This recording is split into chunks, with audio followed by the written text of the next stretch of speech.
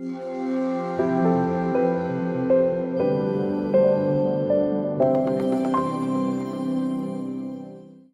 morning. This is Michael Weinberger with A Plan for Living.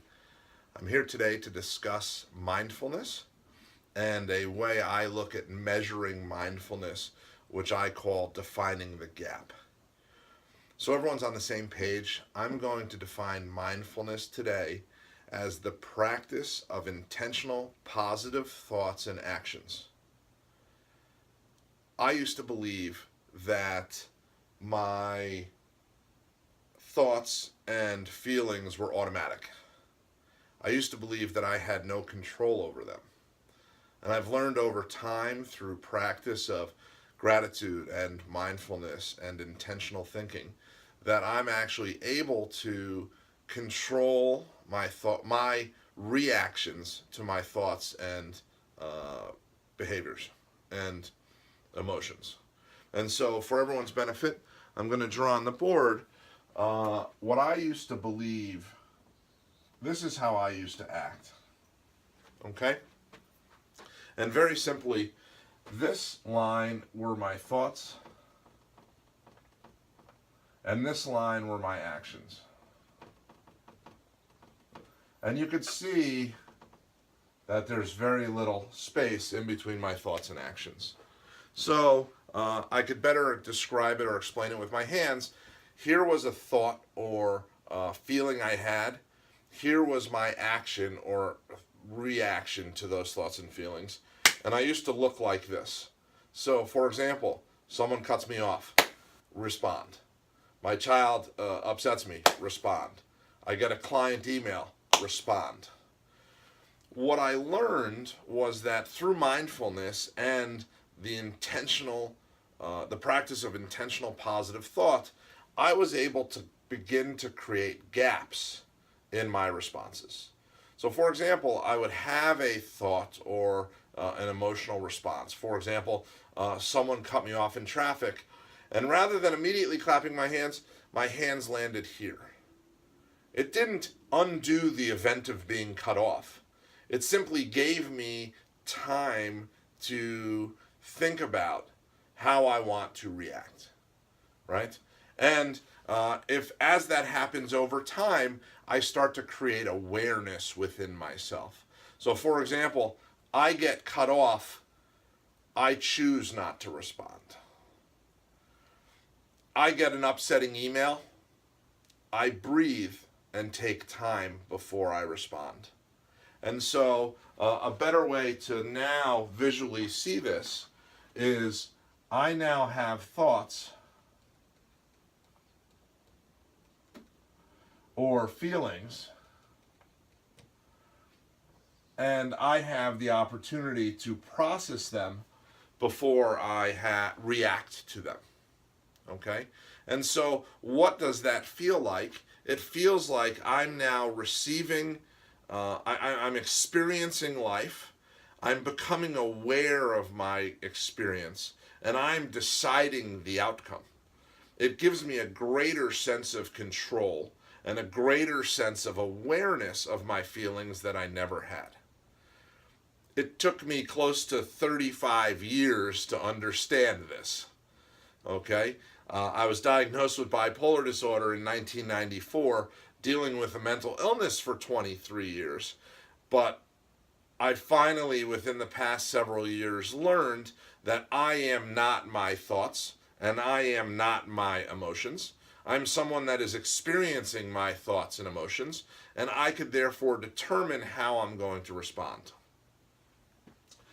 The gap in between our thoughts and feelings and our actions and reactions is what I call awareness. It's also the space where mindfulness occurs. Okay?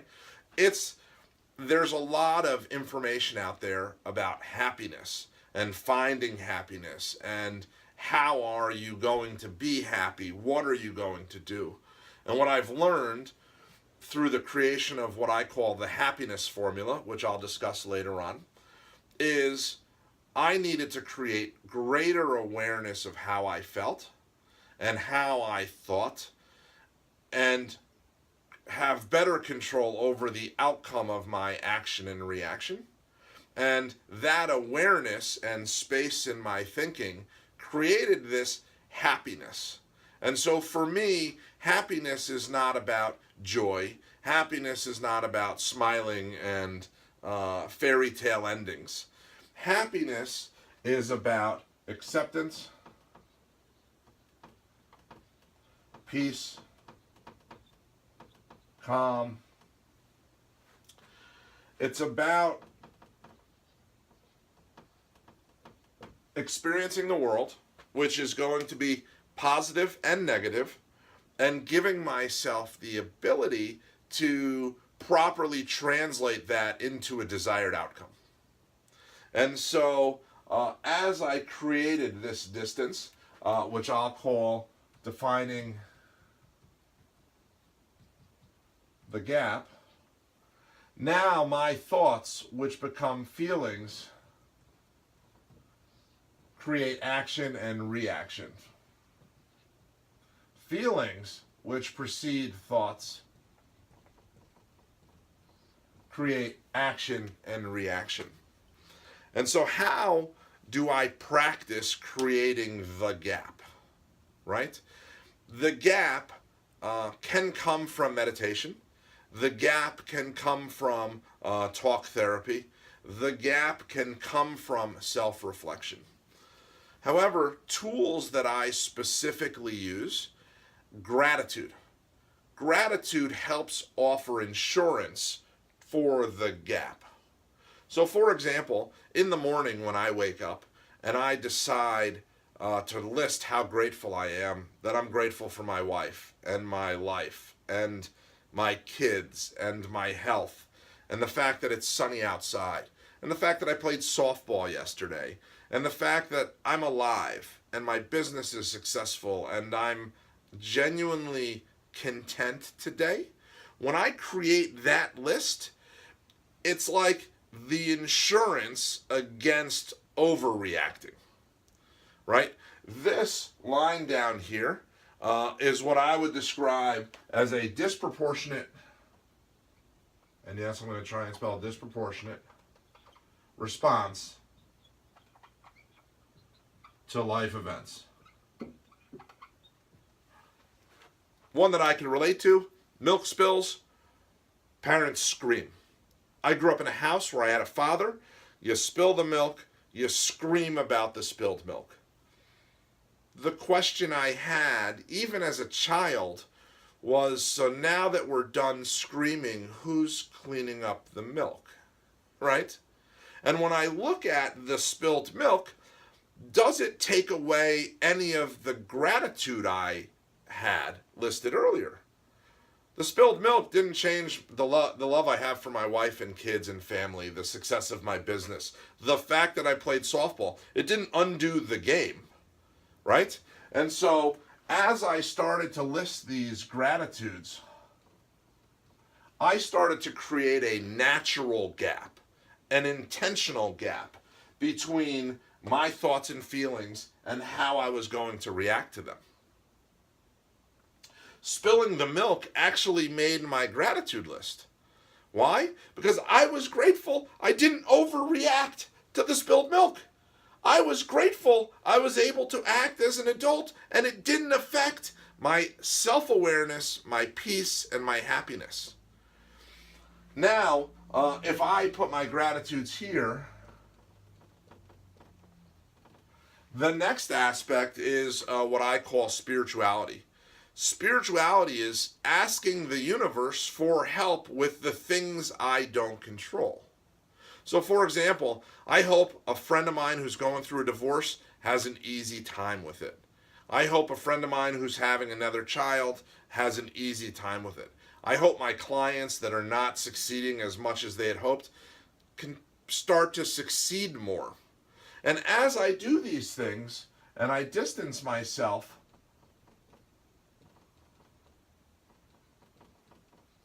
from the selfishness of the focus of my own life, I intentionally think positively about those around me, I continue to create that gap.